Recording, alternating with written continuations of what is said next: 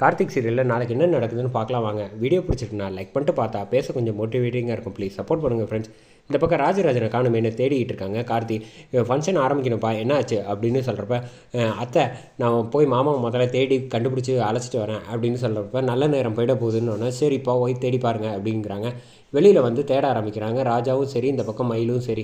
கார்த்திக் அப்போ தான் வந்து சொல்கிறாப்புல, என்ன ஆச்சு மாமா, என்ன இந்த ஃபங்க்ஷன் நடக்கிறதுக்காக தான் இத்தனை வருஷம் வந்து காத்திருந்தோம். அப்படி இருக்கப்போ இந்த சமயத்தில் வெளியில் போயிருக்க வாய்ப்பு கிடையாது, வேறு என்னமோ நடந்திருக்கு நமக்கு தெரியாமல் அப்படின்னு சொல்கிறப்ப, நீ சொல்கிறதும் வாஸ்தவம் தான், நம்ம முதல்ல பார்ப்போம், இங்கே உள்ளவங்க யாருக்காவது தெரியுமா என்ன நடந்துச்சுன்னு கேட்போம் அப்படின்னு சொல்கிறப்ப, தம்பி அப்படின்னு சொல்லிட்டு ஒருத்தவங்க வந்து கார்த்திகை பார்த்து வந்து சொல்கிறாங்க, நீங்கள் வந்து உங்கள் மாமாவை தானே தேடுறீங்க. ஆமாம் அப்படின்னு சொல்கிறப்ப, அப்போ தான் சொல்கிறாங்க, இந்த மாதிரி உங்கள் மாமாவுக்கும் அதிகாரி ஒருத்தர் வந்துக்கும் சண்டை நடந்துச்சுப்பா, என்ன ஏதுன்னு எனக்கு சரியாக சொல்ல தெரில. அவரை வந்து வண்டியில் போட்டு அழைச்சிட்டு போயிட்டாங்க, ஸ்டேஷனுக்கு போய் நீ எதுவாக இருந்தாலும் விசாரிச்சு பாரு அப்படின்னு சொன்னோன்னே, அப்படியா ரொம்ப நன்றி அப்படின்னு சொல்லிட்டு இந்த பக்கம் கார்த்திக், நான் மட்டும் போகிறேன், இந்த விஷயத்தை வெளியில் யார்கிட்டையும் சொல்லாதீங்க, நீங்கள் வந்து ஆக வேண்டிய வேலையை வந்து நீங்கள் பாருங்கள், இப்போதைக்கு சமாளிச்சிட்ருங்க, நான் கேட்டால் நான் அழைச்சிட்டு வந்துடுறேன் அப்படிங்கிறத மட்டும் சொல்லுங்கள் அப்படின்னு சொல்லிட்டு இந்த பக்கம் அமைதியாகிறாங்க. இந்த பக்கம் சிவனாண்டியும் சரி, இந்த பக்கம் நம்ம நினச்சது எல்லாமே வந்து விரும்பணும், 2 பேரும் வந்து அட்டகாசமாக வந்து நடத்தியாச்சு, இப்போ எப்படி அவன் பேரை வந்து அசத்துறானா இல்லையான்னு பார்ப்போம் அப்படின்னு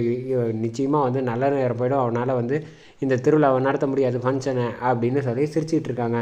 நானும் எதிர்பார்க்கவே இல்லை, ஏன்னா சொந்தக்காரன் இவ்வளோ மாஸ் காட்டுவான் அப்படின்னு சொல்லி அவங்க பேசிக்கிட்டு இருக்காங்க. இங்கே கார்த்திக் ஸ்டேஷனுக்கு கிளம்பி போயிட்டுருக்காங்க வண்டியில்.